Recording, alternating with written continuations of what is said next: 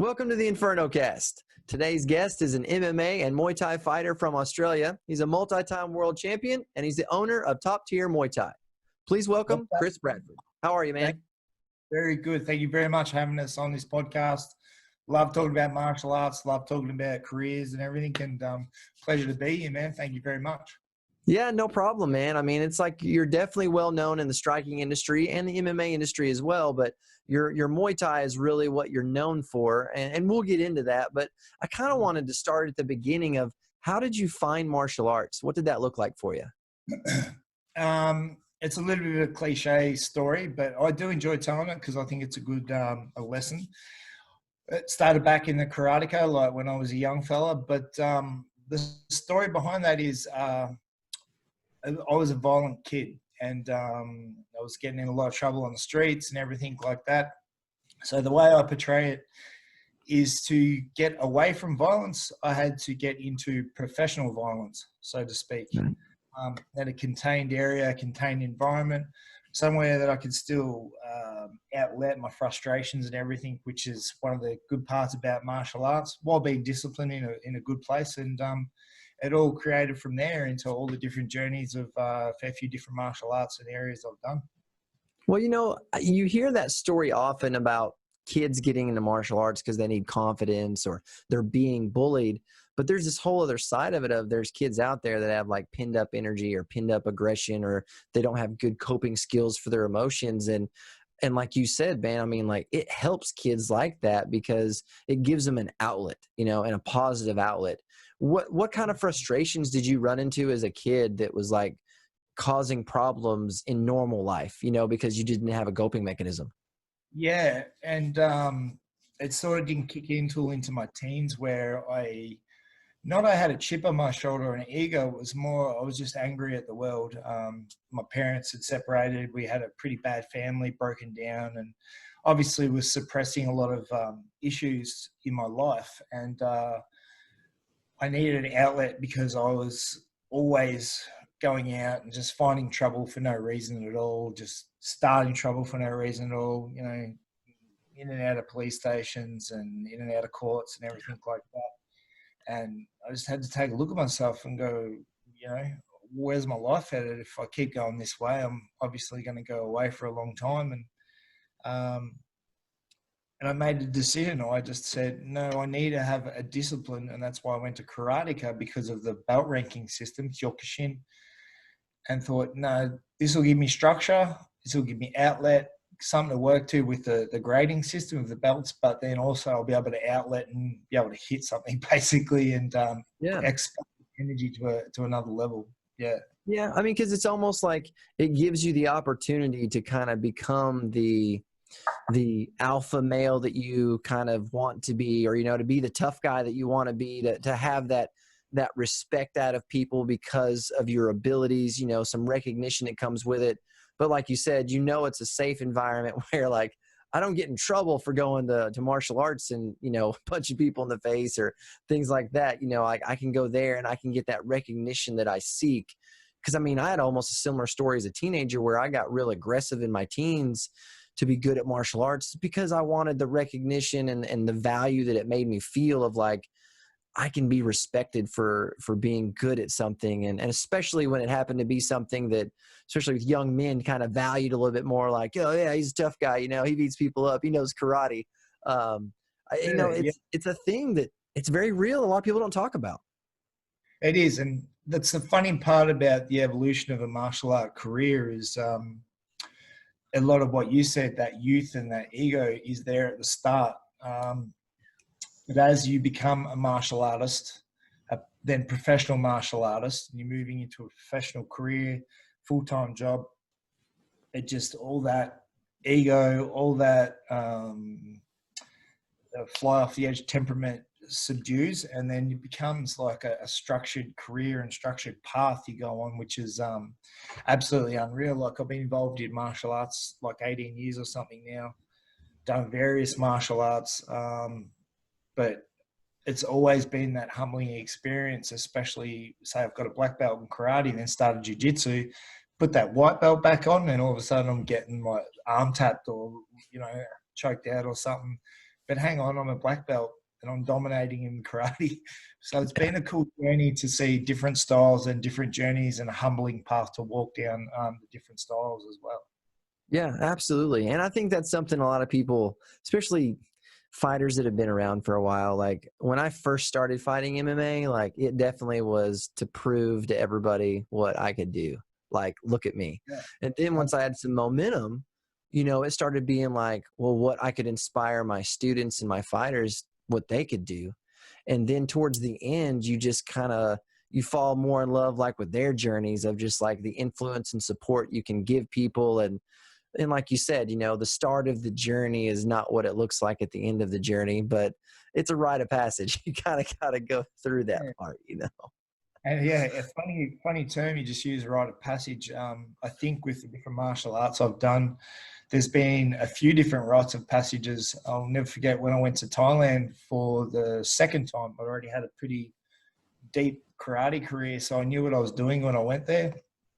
I lasted 5 minutes in the beginners, about 20 minutes in the intermediate class. Then they put me in with all the fighters. Different sport completely, Muay Thai as opposed to karate. But there's a Thai there by the name of Robert the Terminator who trains at Tiger Muay Thai, veteran of about 300 fights. And man, if there's a rite of passage, damn man, he gave it straight up to me. Hey, the first day he bashed the shit out of me. But you know, I stood tall, stood my ground, still got bashed, don't get me wrong.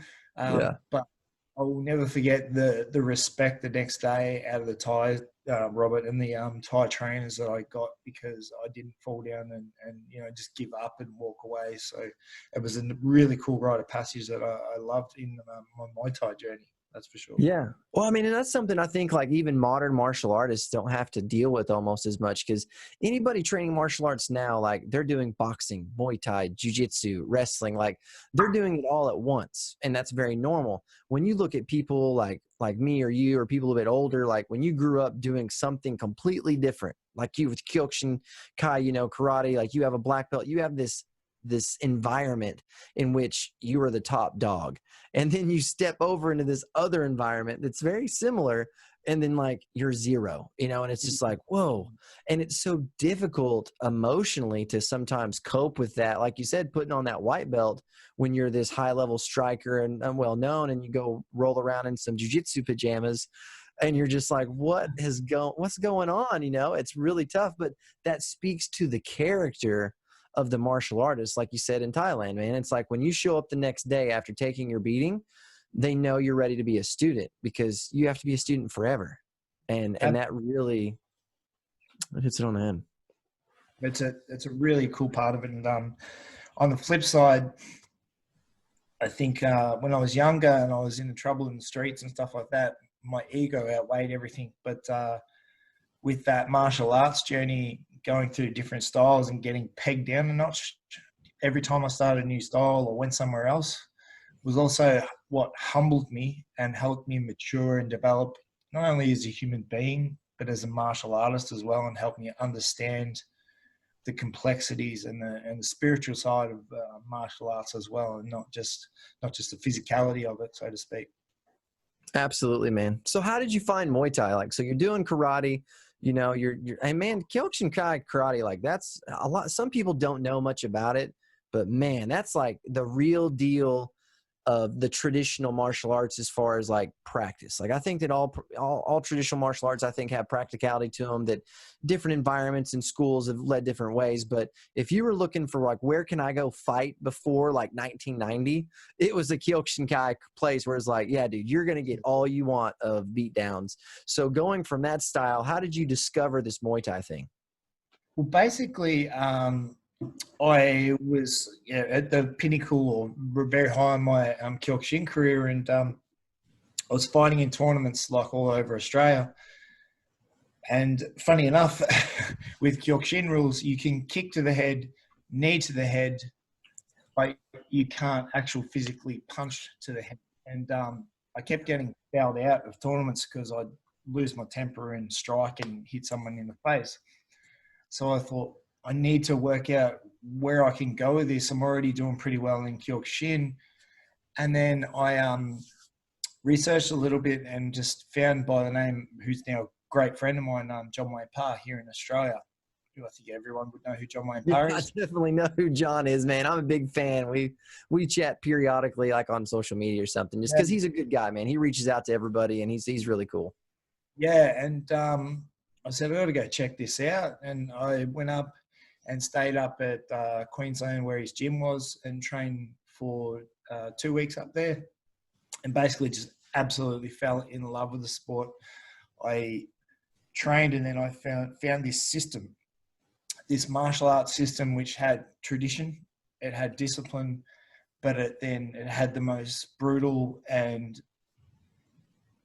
easy systematic striking to it that I could possibly find. You know, there was no kata to it or anything like that. We were doing blocks and wax on and wax off type thing. Muay Thai was all about damage and simplicity, and that was the beauty of the sport I fell in love with, and instantly I was hooked. I couldn't love it. And of course it helped that Wayne was a pretty funny dude at the time when I was up there and very welcoming. So, yeah, and that's the best part of it too. I can call him a mate now because we've known one another for a long time. Yeah. How is the transition like, you know, because a lot of times, and I'm sure you've been, you know, the guy on the other end, well, where it's like, oh, hey, here's this guy. He does this other style and he thinks he wants to fight. So how was that transition when you went up to John's, you know, where it's like, man, you know, I've been doing Kyokushinkai. I'm pretty successful. I know some stuff. And especially when you come at it from like an ignorant perspective, like, no, man, I'm pretty good. Like, oh, no, just ask me. I'm pretty good. And then you get out there and it's like, I'm good at something different. So how was that transition? It was a funny one because, as you said, it was athletically, I've always been pretty lucky. Like I can pick up a ball sport or whatever like that. The transition I found in Kyokushin to karate was all the minor details about hip rotation, kicking with your leg and everything like that. And I remember the second session, Wayne came up to me and said, "Oh, have you fought before?" And I said, "Oh, not in Muay Thai, but I have in Kyokushin." And he goes, "Oh, that explains why you kick a very whippy type kick with your whip with your knee, as Muay Thai is really hip rotation and all power, power, Yeah, power." it's the infamous chamber. Exactly, yeah. And the transition was mainly adjusting the style, the spirit to fight, and being there in front of someone ready to fight was sort of the same principles, but it Yep. was more technique side of it. I had to adjust my technique, learn how to develop power, and not necessarily flick and whip and 6-7 times hit someone, more like that one kick or that one punch with good technique and good power. So that was a transitional period I more found with that sort of stuff. Not the mental side, but more the technique side of it. So you feel like you were pretty welcomed into the circles of like, man, you're tough. You want to get better. You don't know stuff, but you want to get better. Because sometimes there's kind of like that, well, you know, keep working. You're not in the club yet. Like, we'll see where it goes. You know, sometimes that happens. Did you run into that at all? Or was it pretty much open arms like, hey, man, if you're here to get work done, we want to work? Yeah, and that's a very good way of putting it, actually. I think I always had respect where I went because wherever I did go or whatever I was doing, I put in 100%. Like I was dedicated to the cause. I was dedicated to learn the art of Muay Thai. You know, I've lived in Thailand and studied a little bit of the language and the history of it all. And when I went to Wayne and his gym for the first time, I wanted to know about the history of the gym and the transition of how he got here and his story. It probably drove him insane, to be honest, with asking him so many questions. So I always did everything 100%. So the transition into something was no problem at all. Just engulf it, learn as much as you can and see if it works for you. And that was a cool thing about Muay Thai. I just engulfed it, loved it, suited me so much. And yeah, I've had a great career and yeah, and had some really good success at times too, which has been fantastic. Yeah. Well, I mean, when you look at it technically, it's like the boxing portion of Muay Thai, like traditionally, you know, the boxing portion was a little bit old school, you know, where it was a lot of the rhythm of the kicks and the clinch work. And then you look at the last 20 to 25 years, man, the boxing aspect of it has grown. When you got into it, was there a transition that you started to notice after you started training Muay Thai, or were you kind of connected to the right people where they were a little bit on the lead edge to where you went right into this, you know, modernized Muay Thai per se? Yeah, no, that's a very good question. So, Ramon Deckers, who we all know very well, one of the most famous Thai fighters, foreign Thai fighters of all time. Yeah. He obviously, the story, as we all know, he picked the Thais apart with his punches because of their open guard. Now, when I first went to Thailand and started fighting, that was one part. I think maybe the Thais were a bit lazy back then. They weren't in Bangkok; they were more in the island where I first started off. So they still had that open guard, so I could easily pick them off with hands and elbows. Once I had my base and I knew my knowledge. Now watching the transition, now the islands closed their guards up. Obviously back then with Rajaman and you know Lumpini, they'd already adjusted that style because of Raymond Deckers. It just took a little while to get on the outskirts to adjust the style. So when I started, it was still that traditional open guard, but now today, especially with them fighting in 4-ounce gloves on max and things like that, the guards are so much tighter, almost MMA, lifting elbows up and Yeah. things like that. It's been good to see the evolution of that style of what you're talking about too. It's been fantastic. Do you feel like the rhythm of the fights has changed because of the improvement of boxing? Because now there's less of a dependency on the clinch, you know, where it's like it's still just as important. But if you compare like 1980s old Thai fights you have on VHS to like modern, like there's less time in the clinch because of the improvement of boxing.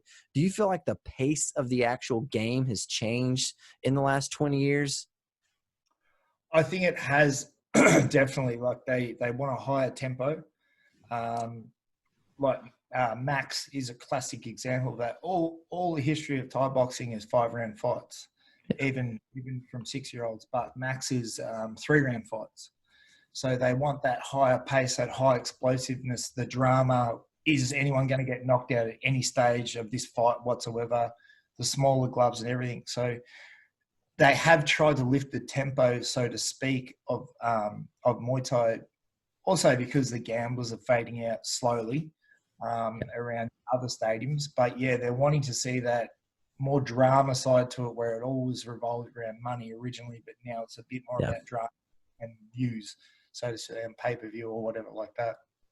Yeah, I remember one of my first students that I had that was from Thailand, just his family was Thai. And it was actually a big deal when they found out that we were training Thai boxing because it was a negative thing to them.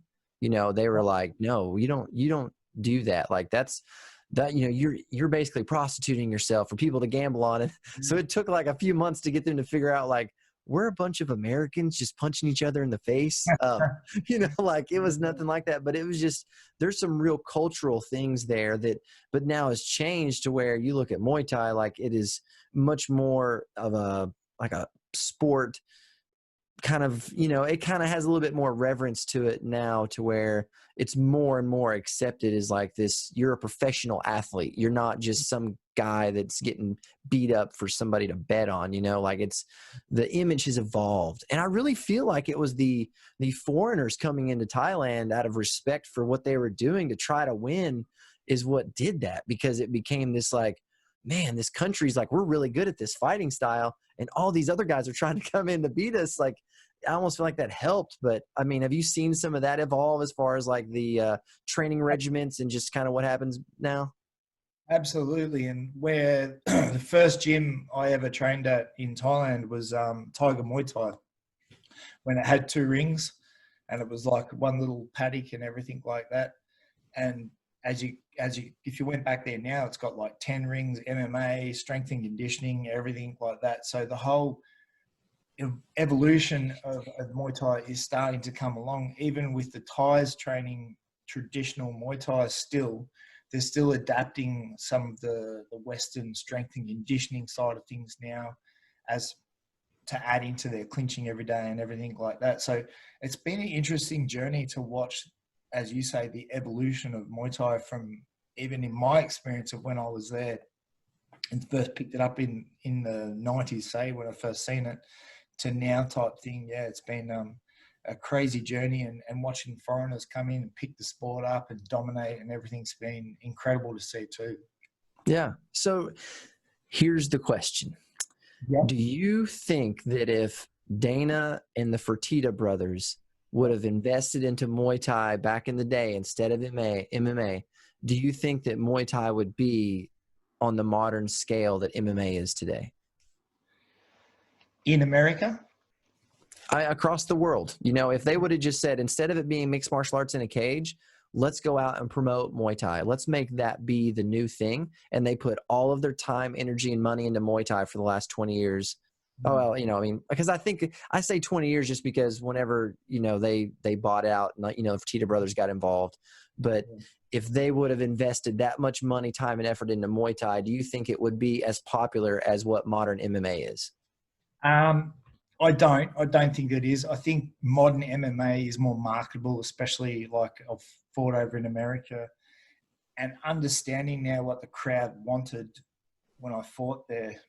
Like they love that combatsmanship. You know, they love watching two people knock one another out, where Muay Thai is more of that tit for tat, you know, make the other person miss type style. So I don't think traditionally, if Dana had invested the money, it would have been as big as MMA. It's just the scope of what MMA delivered, how they marketed it, it just is a phenomenon. And realistically, when the story's written itself and you've got all these styles of martial arts matching up on one another, you want, obviously the instinctists want to see who's got the best martial arts, so to speak, or everything like that.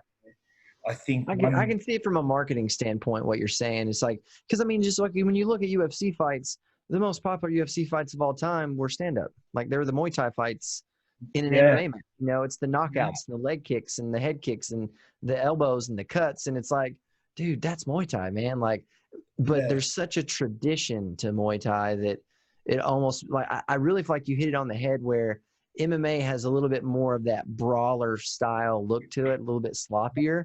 And the technical Muay Thai, though it has the highlights in there, it's a little bit more subtle. It's almost like boxing, where like a normal person doesn't get to watch 10 rounds of boxing, you know, where they're like, after about 1 or 2 rounds, they're like, it's the same, like you said, the tit tat, you know, pitter patter.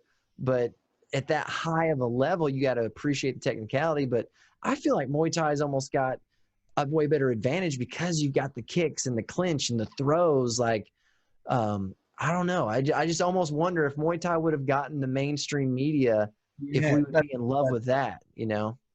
It's very interesting the way you put it, like, what if, you know, then you go back to, say, K1, like, it become such a phenomenon, like, back in the 90s and stuff. Yeah. 2000. And then, like, that was a stand-up martial art that got marketed. So it's possible, definitely possible, that Muay Thai could have became something big like K1 even, so to speak. But, well, I was just going to say, is like, if you think of it too, like a big part of MMA was all of the wrestlers that got involved with it, you know, and with them brought wrestling legitimacy and like a little bit of notoriety, D1 athletes, you know, because it transitioned well, where in Muay Thai, like, there's no transitional skills. Like, maybe if I'm a professional boxer, but you're going to have to unlearn so many habits to transition to Muay Thai, to where it's like, you know, the fanfare that comes with it might be more difficult because there's nobody to watch except people looking for the knockout. But I always wonder, because, man, I love like striking tournaments and stuff. Like, we have this IKF thing that's in Florida, you know, or the TBA one that they have, you know, that Ajarn Chai has at that camp. And like, I love those because, man, you got 2 or 3 rings that just go all day of striking. You know, it's not about the crowd. It's not about the walkout. It's just about the fights. And I love those, man, because it just, but I'm a martial arts nerd. So, I mean, it's, you know, obviously. So. No, look, and I appreciate totally what you're saying. And that's Well, I appreciate watching MMA, and then I'll love to watch K1 fights, and I love to watch Muay Thai fights because it's that whole martial arts journey. I even love to watch jiu-jitsu tournaments, like my good friend Australian who's living over there now, Kit Dale. He's Yeah. a multi-world champion, and I love watching some of his fights. And Lockie Giles, my other mate, that's just gone around and leg locked like 5 guys, heavyweight straight. It's crazy stuff. But watching their journey and knowing their journey through martial arts is pretty cool too. And even watching them evolve their sports has been really cool to see too. Oh yeah, man. And it's funny how the individual styles feel like they're forging the way. You know, it's all like MMA is this brand new thing, you know, BJJ is this new thing, which there's newness to it, but the challenges that they're battling going mainstream or with organizations and fight promotions, I mean, that's not a new story, you know, where it's like, you know, dirty promoters and, you know, just poor matchmaking and, you know, under promoted and kind of, you know, the sellouts or the illegitimates. Like, you know, there's all these little factions that get created within these industries. And when you're in them, you feel like, well, I'm the only ones that's dealing with this. Like, you know, you guys wouldn't understand. But when you look at it from the outside, like what you probably get to see BJJ going through, because like BJJ is going through the transition MMA went through like maybe 15, 18 years ago.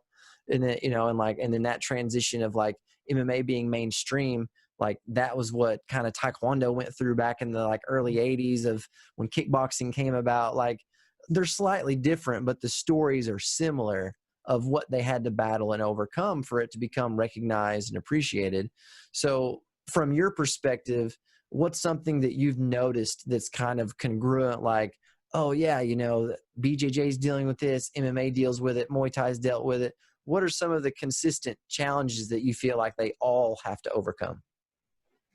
Yeah, well, that's a good question, actually. I think at the moment, if I'm going to put an overall perspective on every sport, it's just getting consistency in the refereeing.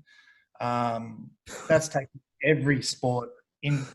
You know, you come to Thai boxing and you've got conjections between referees in Thai boxing. You know, jiu-jitsu, that wasn't a sweep. Yes, it was a sweep. You know, it's a half point, full point. Boxing, full of controversy, obviously. Now you're starting to see a bit of that in the MMA too. Like, see Dana White going off about what the hell was this committee member thinking, judging it, that sort of stuff. So I think finding consistency in the refereeing and judging is the main problem with martial arts at the moment. I don't think everyone's got the will to fight and win at the moment, that's for sure. Everyone's hungry, especially with the hype that's around martial arts and then mixed martial arts, and then stemming off that, like the K1 circuit's heating back up now. The Muay Thai circuit, you know, is right back up there, as you seen the ACDC, I think it's called, with jiu-jitsu, is starting to really get pushed out and promoted. And I think they even live stream it, if I'm correct now. I'm pretty sure they do.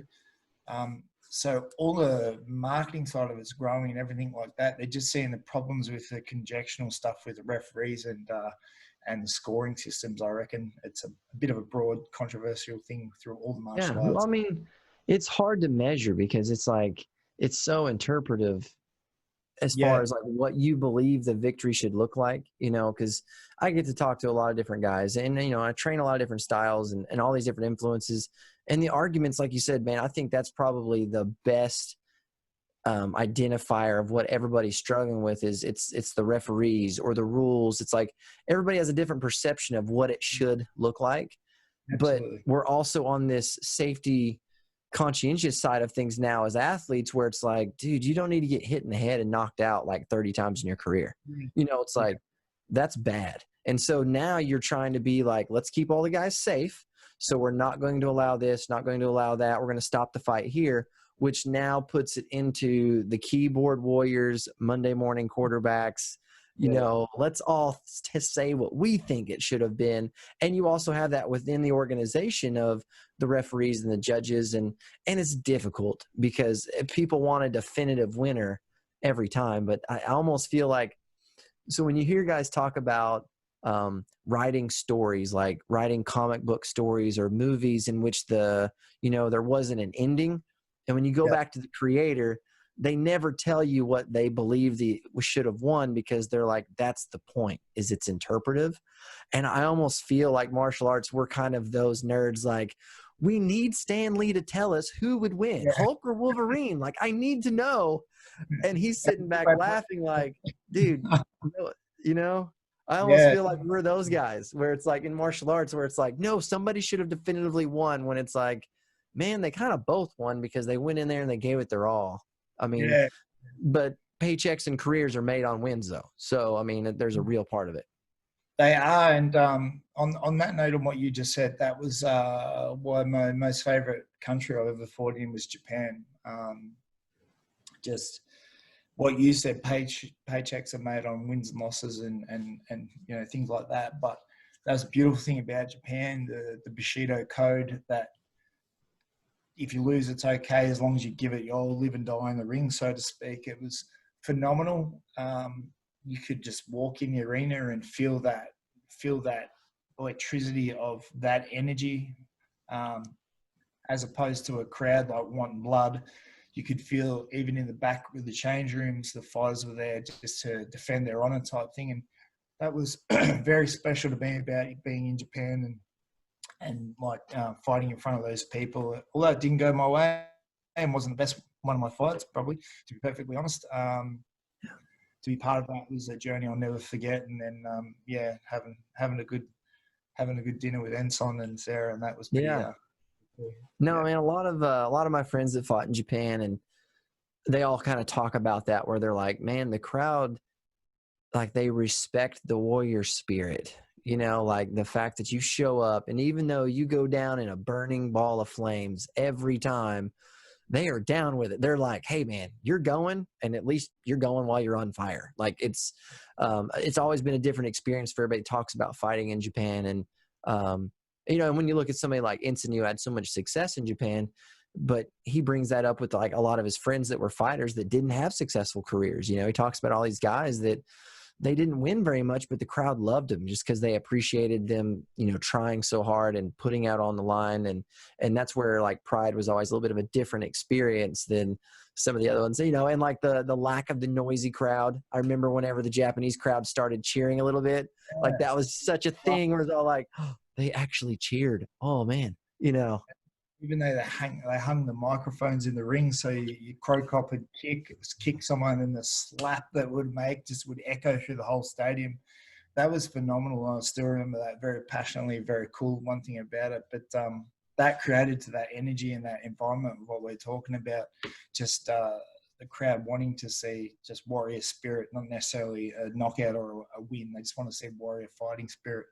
Yeah. Which, I mean, and I feel like that's where the industry has changed a lot, because, man, a lot of those Pride fights, I mean, man, they went deep into guys getting damaged and still fighting. I remember this one little guy that fought. He was a lightweight Japanese fighter. I remember he got blinded in his fight. And, yeah, he got blinded in one eye. And he fought on that circuit that Hickson fought on back in like 94, 95. And phenomenal martial artist, but he's a lightweight, you know, in there with guys that are 200, 220 pounds. And, you know, and he ended up getting blinded in one eye, and now he's a big jiu-jitsu guy. And nowadays, like, they're trying to keep people safe from that. And it makes you wonder, like, would the Japanese crowd, if Pride would have continued, would the adjustment of the rules affected, you know, how much they love the sport? I mean, because UFC's real big over there. I mean, they still have events, but if Pride would have continued on, I almost wonder if they would have pulled back on stopping the fights earlier, if that would have been an issue for anybody.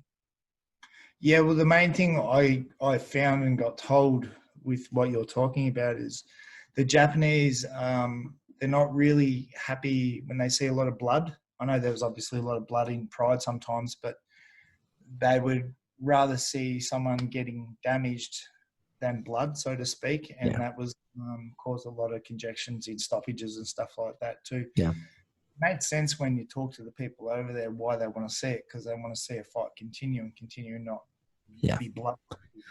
Yeah. And it's a cultural thing. I mean, because we're painting with pretty broad strokes on like an entire country, you know, but it definitely was different. And you listen to anybody that fought in the old Shuto, and pride organizations, like, and man, they tell you, they're like, it was very different, especially the guys that fought in multiple organizations. And it was just a different experience for them. And like for you, and it's so unique when you come from Australia, because it's kind of like you have to go everywhere else to get recognition for doing a good job in the martial arts on a world level, which is very challenging because you have to, I mean, the travel and the training camps. So what has it been like being basically the underdog everywhere you go? Ripping question. Bang, you were right on. I had to travel a lot in my start of my career. I was living on and off out of Thailand heaps. Like I'd stay over there for months at a time sometimes, live there, come home, then fight, then go back again, sort of thing like that.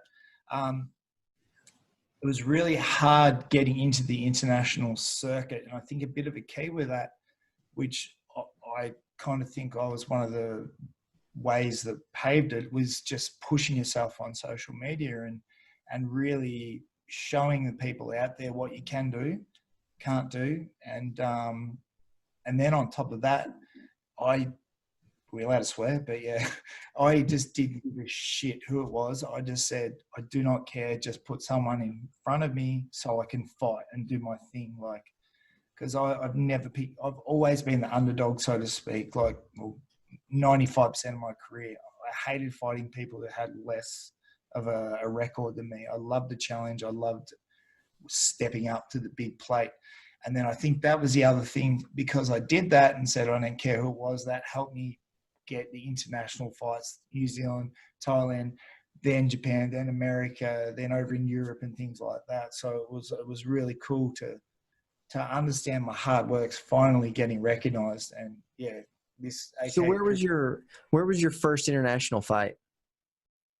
Thailand, I started off fighting.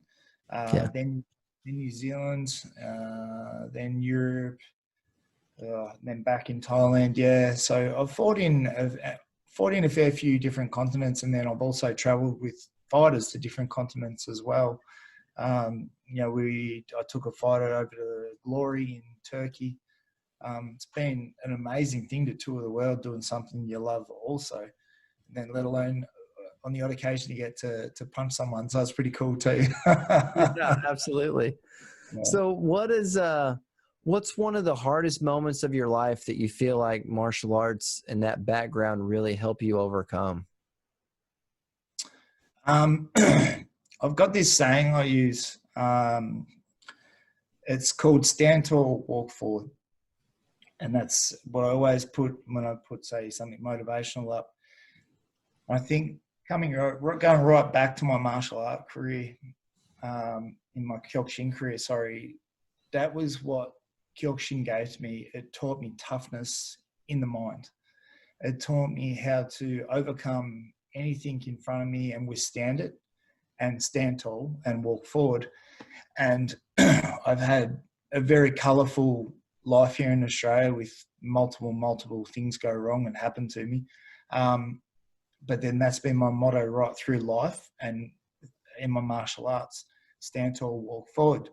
Martial arts side of it, sometimes I'm a bit too tough for my own good. I walk forward and just keep eating punches before I give 2 or 3 back, because I'm just a bit pig-headed in resilience. But then that motto and that way I approach fighting has also helped me project in life, not to give up if things are going wrong, to push through the hard times, because you got better times coming ahead as long as you stand tall and walk forward, so to speak. So that's really helped me develop myself as a human being and a martial artist.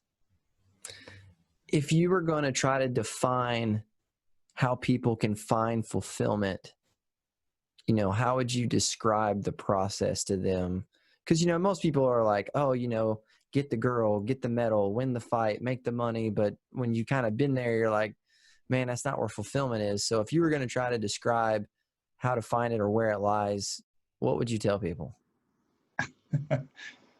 I actually can't work that out, because it's funny. I'm an older guy in my martial arts now, who normally by now people would have retired at this age, and I don't fight for the accolades, the medals, or the money or anything like that. It's just in me. And what I'm saying is I'm always oddly can't figure out why I'm chasing that fulfillment. You know, I've had the #1 world title ranking at one stage. I've won a world title. I've won multiple Australian titles, Oceania titles. You'd reckon that would sort of do most people. They'd be pretty happy bowing out 40 pro fights. But I sit there and I scratch my head and go, no, I really need to punch on again. I need to get this.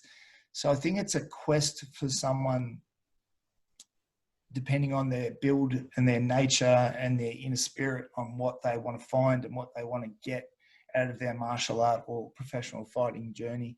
Because I know that, like, I could have another 10 fights and it really wouldn't faze me if I never got another title fight or fought for a trophy or whatever. It's just I love fighting, and it completes me, so to speak, as a human being. Me personally, I'm lost without it. I've got no path, no direction, no pattern in life unless I know I'm fighting. So the question of fulfillment's always a hard one for me, because I scratch my head often and go, AK, aren't you done yet? What are you still going for? But I can never quite figure it completely out why I'm still going, but I just love it. Yeah. Well, I mean, it's almost like it's the pursuit of perfection or excellence that, you know, you'll never achieve. Yeah. It's like you're hungry to catch it, but you know you probably won't. It's like any good striking coach. They'll be like, look, man, you know, you don't find the knockout finds you. You know, it's like when you go in and you're trying to knock them out, like, it usually does not work. But when you're tight with the technique and you deliver as you're supposed to, like, it'll happen. And it's, you know, almost like a similar thing with, like, when you're chasing it as a competitor. Do you find your emotional fulfillment in fighting starting to shift now that you're a coach, to where it's all like what you used to get out of the fight? Do you get the same 100% result out of the fight, or is it just a little bit different now that you're coaching and running a school and pouring into others? It's definitely different because you've got so much more aspects to it. You know, even when you're still fighting, trying to get my training in, then you're worried about your student over there who's not kicking that bag in the technique that you want to see, or his guard's down and you've got your eye over there, you're hitting pads, but you want to go over there and tell him. So it's hard to direct your energy into certain aspects of it. The ultimate reward is seeing a student climb the ranks, or just be happy with whatever performance, win or loss. It's the ultimate fulfillment to see them smile, come away safely, and have that enjoyment of something that they just did. Because let's be honest, you know, there's not many people out there that, for a living, out of the 4 billion people, whatever, in the world, that every day they go and get punched in the face twice a day, and that's their living. You know, it's a pretty rare breed when you think about it. And then watching someone go through that whole process, learning off you, developing themselves, and then seeing them conquer a demon or climb the ring. That's why it's so fulfilling as a teacher, and rewarding. And then that's where the attention starts coming off you, because you get so much satisfaction and reward out of seeing others succeed.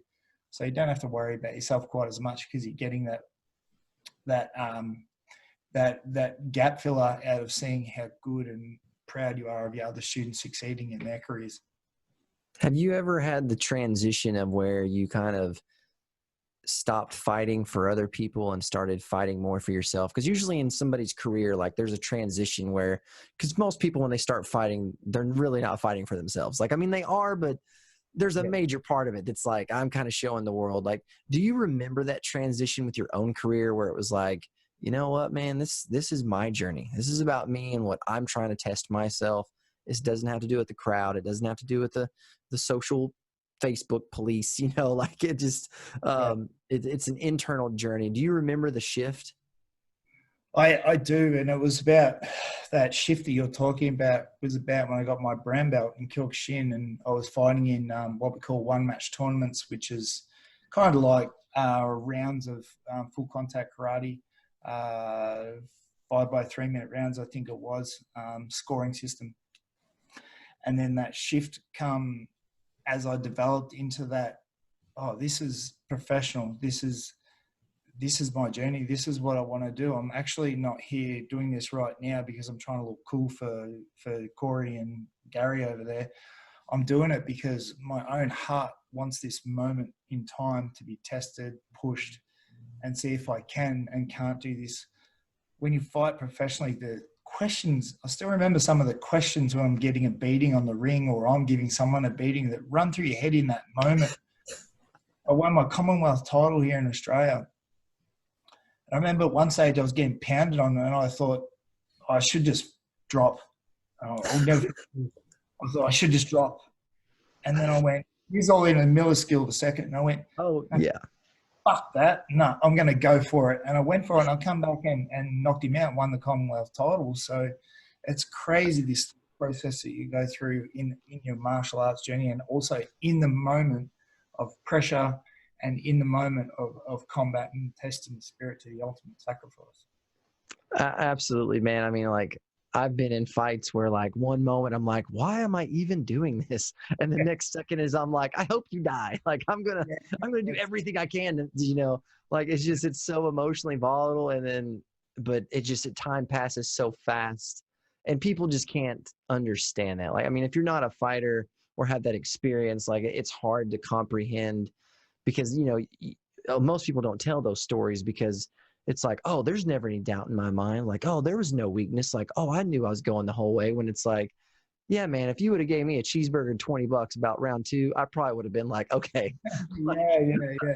I'll take that, you know. But it's just, but like you said, it's testing your limits. And when you look at that, like the way you described it, of your heart desires to push to see what you're capable of.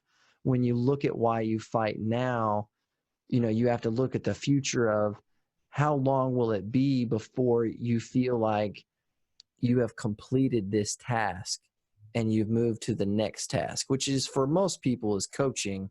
But it's tough for the dog to get back on the porch. You know, it's very difficult. It's a very good way of putting it. To stop that creature of habit, to stop me from fighting, is going to be a hard process, I think, because I've done it for so long and it's just part of me. It's hanging all over my walls in my lounge, all these pictures of everything up there of my achievements and everything like that. Like it's crazy stuff, and just me not fighting at the moment just doesn't compute in my head. I can't think of me not being a fighter or only coaching, so to speak. Well, it's almost like you have to transition your self-worth, where as a fighter and a competitor, you know, we always measure our acumen by how we perform in the ring or how much we're beating, you know, our guys up, or, you know, able to take the fight and how we perform. And it's almost like when you're a trainer with people, it's like a lot of times you don't tell them just stop doing something cold turkey. You try to replace the habit. You're like, well, instead of fulfilling yourself with this food that's unhealthy, let's go try to use some food that is healthy or an exercise that's healthy. And as a fighter, I feel like the transition almost has to happen of, you have to find something that is fulfilling you as much as pushing your own limits and testing who you are. Because when you take it out of the ring and you go and you have to be a coach, because especially like with you being a coach, man, it is more stressful being a coach, because you're just like, just put me in, let me just go do this, because it's like you have no control over anything. And I get so much more nervous about my boys fighting than what I do, like fighting in front of 30,000 people in Japan or fighting for world titles. I'll have a kid who's had 4 fights stepping into the ring, who's 20, and I'll be shitting myself and stressing my head off about this kid way much more than I even worry about myself when I'm fighting. So it's crazy, those emotions you're going through as a coach as well. Like, it's another journey in itself. it's almost like the emotional maturity of when you get the opportunity to realize the impact you truly have on somebody's life that's one of your students or one of your fighters. Like when you get a chance to really see how much influence and authority they have given you, that's usually when you start seeing that transition that reluctantly goes. I mean, it never comes easy where it's all like, okay, now I'm a coach. It's always kicking and screaming, but you just start feeling the shift, because what you're getting out of pouring into your students and trying to shape people's lives and kind of do something that's bigger than yourself, it becomes very addicting, and it starts stealing those emotions to where it's just like, man. On top of that, what you're saying too is I found with my coaching career, a lot of my students at the start knew about my childhood or my bad past, so to speak.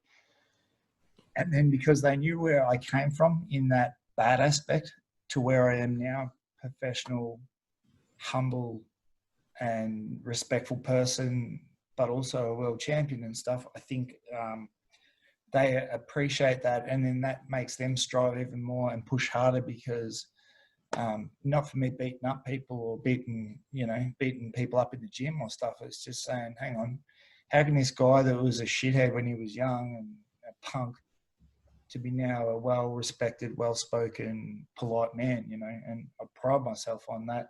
I've grown as a human, grown as a martial artist, and just grown to understand and be compassionate towards other people, which is another cool journey as well.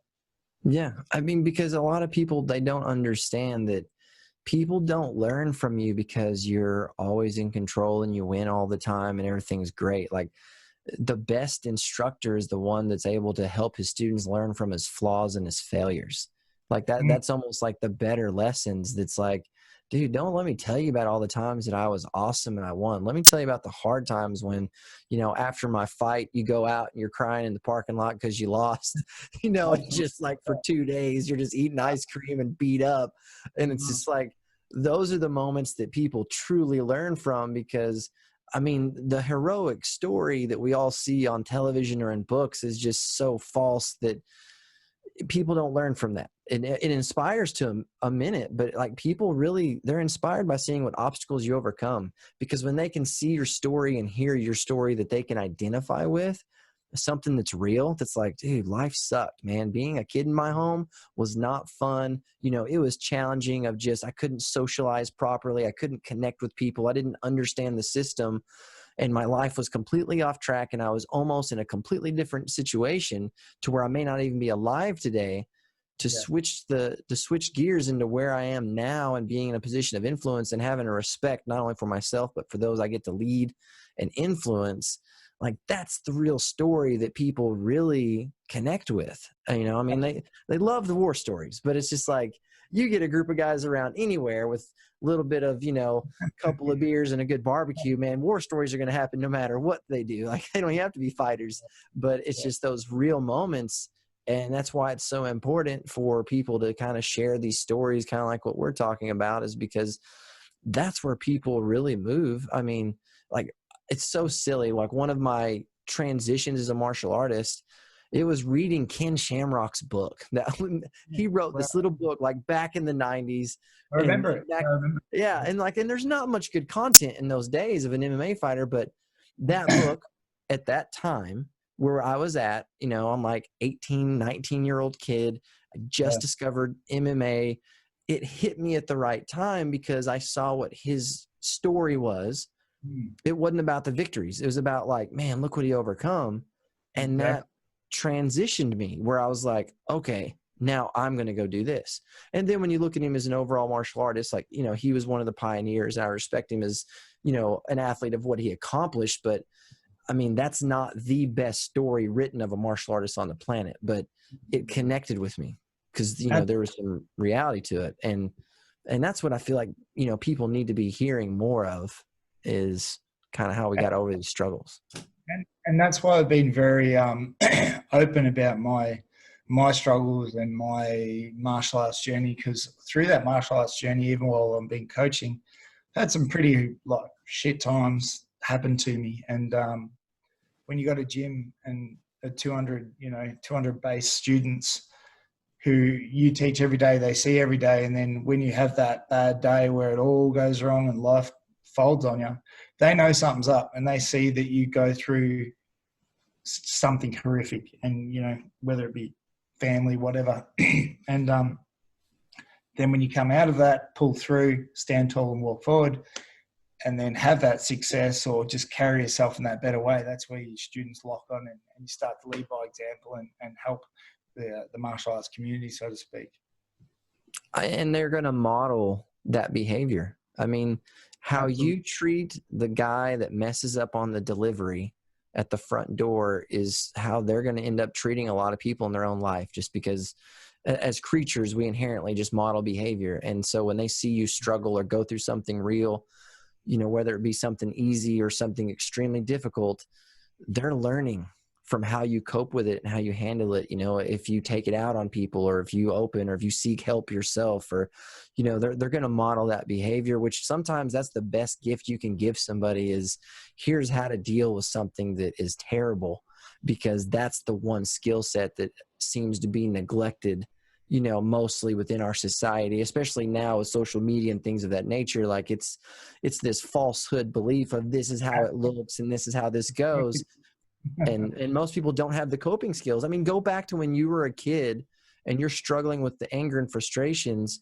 A lot of that was nobody told you how to handle those emotions or taught you what to do with them. Right. And so then you just naturally handled them how it seemed to help, which was in a destructive path in certain ways, because there was no education on it of how you needed to handle frustration and strife and dealing with these things. And you see so many people that they spend over half their life still dealing with stuff that happened 30 years ago, because they still haven't found a way to just put it to bed and be over it. And so whenever you get to influence students and give them tools or just let them see how you handle struggle, I mean, that's the best gift usually, from my experience. And I can tell you, simplifying in a funny way, there's nothing better coping mechanism is what I see, is being able to take this bad boy and ram it straight into a pad. That's one of the best coping mechanisms and outlets you can have possibly. I believe, like, just cracking something as hard as you can is the ultimate release, so to speak. Yeah, so it's very cool when you do it in a safe and professional environment. For sure, man. I mean, it's just you hear these guys that travel the world influencing people and trying to coach people and make people better, and they talk about, for you to really change kind of how you're chasing life, for you to change yourself, you got to have some emotional and physical change. And when you look at martial arts, man, you get both, because you're becoming physical. You're starting to work out, you're exerting yourself in different ways physically, which inherently causes you to react and do things different mentally, because it's just like it requires so much mental energy and physical energy at the same time. And I feel like that's where sometimes, you will see human beings as a creature do really well.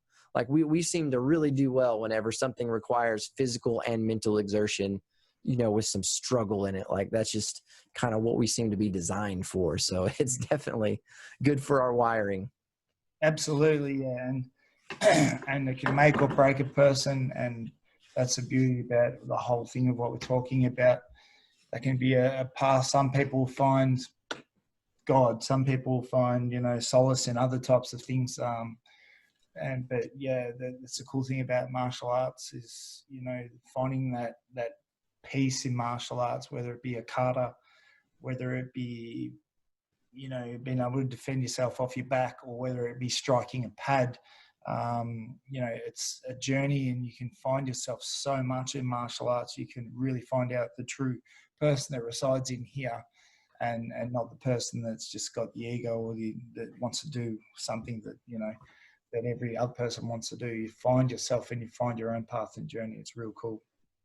Absolutely, man. So if you were going to give somebody, we'll say, like, you can only give your kid 3 pieces of advice.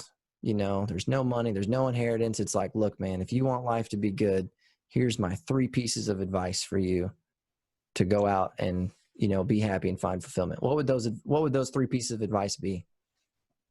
Good question. First thing I would always would tell them is, if you have a belief and a principle, stick by it. Don't let anyone sway you from it. I've been told multiple times to give fighting away.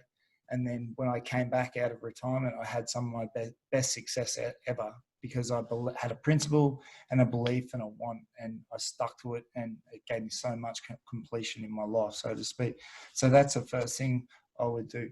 The second thing I would say is do something not for a monetary value, do something for an emotional value.